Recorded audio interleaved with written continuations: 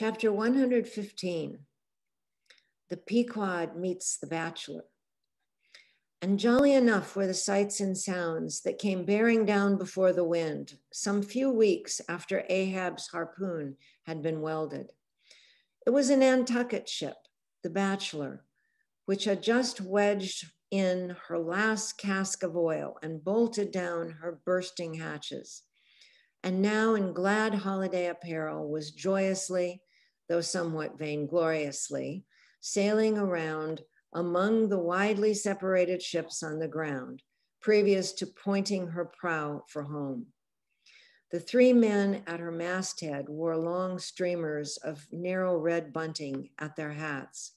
From the stern, a whaleboat was suspended, bottom down, and hanging captive from the bowsprit was seen the long lower jaw of the last whale they had slain.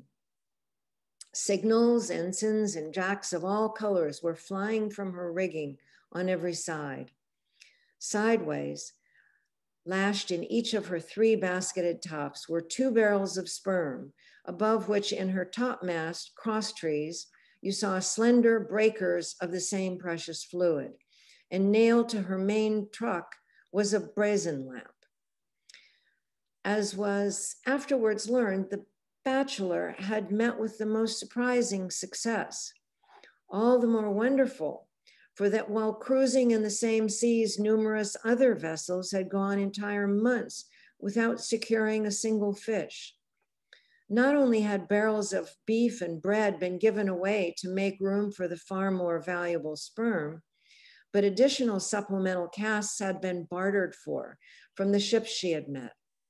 And these were stowed along the deck and in the captain's and officers' staterooms. Even the cabin table itself had been knocked into kindling wood, and the cabin mess dined off the broad head of an oil butt, lashed down to the floor for a centerpiece. In the forecastle, the sailors had actually cocked and pitched their chests and filled them. It was humorously added that the cook had clapped a head on his largest boiler and filled it, that the steward had plugged his spare coffee pot and filled it, that the harpooners had headed the sockets of their irons and filled them, that indeed everything was filled with sperm, except the captain's pantaloons pockets and those he reserved to thrust his hands into, in self-complacent testimony of his entire satisfaction. As this glad ship of good luck bore down upon the moody Pequod, the barbarian sound of enormous drums came from her forecastle.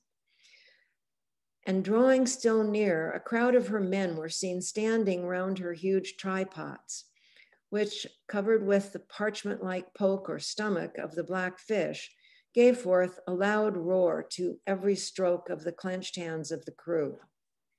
On the quarterdeck, the mates and harpooners were dancing with the olive-hued girls who had eloped with them from the Polynesian Isles. While suspended in an ornamented boat, firmly secured aloft between the foremast and the mainmast, 3 Long Island Negroes with glittering fiddle bows of whale ivory were presiding over the hilarious jig. Meanwhile, others of the ship's company were tumultuously busy at the masonry of the try-works, from which the huge pots had been removed. You would have almost thought they were pulling down the cursed Bastille, such wild cries they raised as the now useless brick and mortar were being hurled into the sea. Lord and master over this scene, the captain stood erect on the ship's elevated quarterdeck, so that the whole rejoicing drama was full before him and seemed merely contrived for his own individual diversion. And Ahab, he too was standing on his quarterdeck, shaggy and black with a stubborn gloom.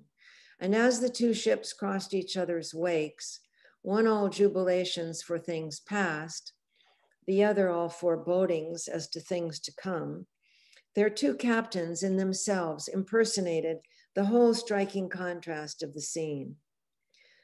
Come aboard, cried the gay Bachelor's commander, lifting a glass and a bottle in the air.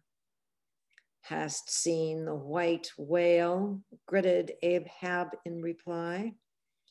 No, only heard of him, but don't believe in him at all, said the other good-humoredly. Come aboard. Thou art too damn jolly. Sail on. Hast lost any men? Not enough to speak of, 2 islanders, that's all. But come aboard, old Hardy, come along. I'll soon take that black from your brow. Come along, will ye? Merry's the play, a full ship and homeward bound. How wondrous familiar is a fool, muttered Ahab. Then aloud, thou art a full ship and homeward bound, thou sayest. Well then, call me an empty ship and outward bound. So go thy ways and I will go mine. Forward there, set all sail and keep her to the wind. And thus, while one ship went cheerily before the breeze, the other forlornly and stubbornly fought against it. And so the 2 vessels parted, the crew of the Pequod looking with grave, lingering glances toward the receding Bachelor, but the Bachelor's men never heeding their gaze for the lively revelry they were in. And as Ahab, leaning over the taffrail, eyed the homeward bound craft, he took from his pocket a small vial of sand, and then looking from the ship to the vial, seemed thereby bringing the 2 remote associations together. For that vial was filled with Nantucket soundings.